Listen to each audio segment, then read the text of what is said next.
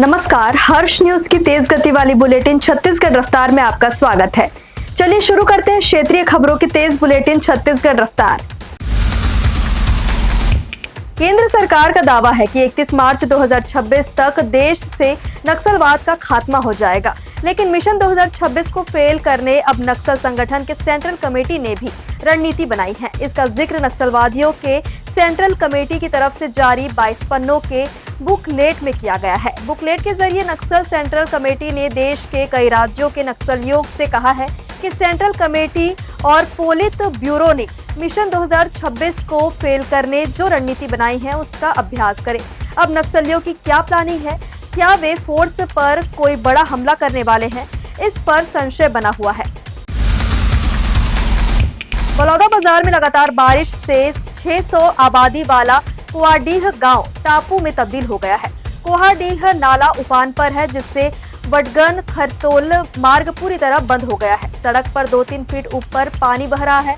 वाहनों का आना जाना पूरी तरह रुक गया है। बारिश के कारण स्कूल भी बंद है। कई खेत जलमग्न हो गए हैं। बता दें कि छत्तीसगढ़ में 2 दिन ब्रेक के बाद फिर से बारिश का दौर शुरू हो गया है। रायपुर में देर रात से सुबह तक बारिश हुई। इस बीच मौसम विभाग ने अगले 24 घंटे में प्रदेश के 7 जिलों में भारी बारिश के बाद बाढ़ आने का अलर्ट जारी किया है। रायपुर के अभनपुर में एक घर के अंदर पति पत्नी की लाश मिली है। किसी ने धारदार हथियार से दोनों की हत्या की है। शरीर पर गंभीर चोट के निशान मिले हैं। इस मामले में एफएसएल क्राइम ब्रांच की टीम जांच में जुटी है। मामला अभनपुर थाना क्षेत्र के बिरौदा गांव का है। पुलिस के मुताबिक बुधवार सुबह पुलिस को सूचना मिली कि बिरौदा गांव में रहने वाले भूखन ध्रुव और उनकी पत्नी रुक्मणी ध्रुव की घर पर लाश मिली है। पुलिस की टीम मौके पर पहुंची तो घर के एक कमरे में पलंग पर भूखन की लाश पड़ी थी। पत्नी रुक्मणी की लाश दूसरे कमरे में जमीन पर पड़ी थी। बिलासपुर में बारिश और आंधी तूफान नहीं होने के बाद भी बिजली बंद हो रही है। शहर में पिछले 1 महीने से बिजली बंद हो रही है, जिसका कोई समय नहीं है। अरपापार इलाके में बिजली विभाग ने अति आवश्यक काम बताकर सब स्टेशन में 4 घंटे बिजली बंद कर दिया, जिसके बाद रात में अचानक बिजली गुल हो गई, जिससे लोग देर रात तक हलाकान रहे। बताया गया कि 11 केवी फीडर में खराबी के चलते ब्रेकडाउन हुआ है। बिजली विभाग के अफसर हाईटेक इंतजामों का दावा करते हैं, लेकिन बारिश में उनके दावे बेअसर साबित हो रहे हैं। हर बार की तरह इस बार भी बारिश के पहले भीषण गर्मी में मेंटेनेंस के बहाने दिन में घंटों बिजली कटौती की गई। रायपुर में बस स्टैंड के पास बैठे दिव्यांग संघ के लोगों को पुलिस ने बलपूर्वक उठाया और गाड़ी में डालकर नवा रायपुर स्थित तूता धरना स्थल ले गए। इसका वीडियो भी सामने आया है, जिसमें पुलिस महिलाओं और पुरुषों को घसीटकर हटाते नजर आ रही है। बता दें कि छत्तीसगढ़ में फर्जी दिव्यांग प्रमाण पत्र के जरिए सरकारी नौकरी करने वाले 148 अधिकारियों को बर्खास्त करने की मांग को लेकर आज प्रदेश के सभी दिव्यांग संघ विधानसभा घेराव करने वाले हैं। विधानसभा घेराव से पहले वायरल हुए वीडियो में पुलिस महिला दिव्यांगों को घसीटते और बदसलूकी करते दिख रहे हैं। प्रदर्शनकारियों का कहना है कि वे शांतिपूर्ण तरीके से अपनी मांगों को लेकर निकले थे, लेकिन पुलिस उन्हें प्रदर्शन करने से रोक रही है।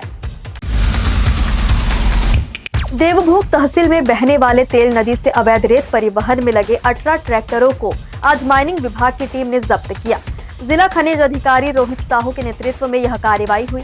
सभी जब्त वाहनों को देवभोग थाना के सुपुर्द किया गया है। इस कार्रवाई के बाद ट्रैक्टर वाहन मालिकों ने कार्रवाई का विरोध भी किया है। समाधान के लिए एसडीएम दफ्तर भी पहुंचे, पर नियम का हवाला देकर अफसरों ने कार्रवाई को जायज ठहराया। दोस्तों के साथ घूमने आई रायपुर की युवती सोमवार शाम को गजपल्ला वाटरफॉल की गहराई में गिर गई थी। 24 घंटे बाद उनका शव 20 फीट गहराई में पत्थरों के सुरंग के बीच से निकला गया। इस रेस्क्यू में वन विभाग, नगर सेना, पुलिस और स्थानीय गोताखोरों के 60 से ज्यादा जवान जुटे थे। वहीं इस हादसे के बाद चिंगरा पगार गजपल्ला वाटरफॉल में पर्यटकों के आने पर प्रशासन ने पूरी तरह से प्रतिबंध लगा दिया है। सोमवार को लगभग 4 बजे गजपल्ला वाटरफॉल की गहराई में रायपुर की 19 वर्षीय मेहवीस खान गिरी थी। कांकेर जिले में भानु प्रतापपुर के ग्राम शाहकट्टा में एक भालू ने किसान पर हमला कर दिया। 15 जुलाई की सुबह किसान कल्याण सिंह उसेंडी खेत की ओर जा रहे थे। इसी दौरान रास्ते में अचानक भालू से उनका सामना हो गया। आसपास के लोगों ने शोर सुनकर मौके पर पहुंचकर भालू को भगाया। घायल कल्याण सिंह को पहले भानु प्रतापपुर सामुदायिक स्वास्थ्य केंद्र में लाया गया, वहां प्राथमिक उपचार के बाद उन्हें कांकेर जिला अस्पताल रेफर किया गया। छत्तीसगढ़ के रायगढ़ में श्री श्याम मंदिर में चोरी की घटना घटित हुई। अज्ञात चोर सोने के आभूषणों और कैश समेत 25 लाख रुपए की चोरी कर फरार हो गए। इस मामले में अब पुलिस ने चोरी हुए आभूषणों की तस्वीर सार्वजनिक की है। रायगढ़ पुलिस ने लोगों से अपील की है कि श्री श्याम मंदिर में अज्ञात चोर द्वारा मंदिर का ताला तोड़कर श्री श्याम बाबा का सोने का मुकुट, कुंडल, 4 नक्षत्र, गलपटिया और 2 लाख कैश समेत 25 लाख के सोने चांदी के आभूषण चोरी कर ले गए हैं। इस मामले में कोतवाली पुलिस द्वारा अपराध दर्ज कर मामले की विवेचना की जा रही है। ऐसे में चोरी हुए धार्मिक आभूषणों की तस्वीरें सार्वजनिक की जा रही है। आम नागरिकों, सराफा व्यवसायियों और ज्वेलर्स से रायगढ़ पुलिस अपील करती है कि यदि कोई व्यक्ति चोरी हुए आभूषणों की बिक्री या गिरवी रखने के लिए संपर्क करता है तो तत्काल इसकी सूचना कोतवाली पुलिस को दे। छत्तीसगढ़ रफ्तार की आज की बुलेटिन में बस इतना ही। अपने आसपास के खबरों से जुड़े रहने के लिए हमेशा बने रहें हर्ष न्यूज के साथ। नमस्कार।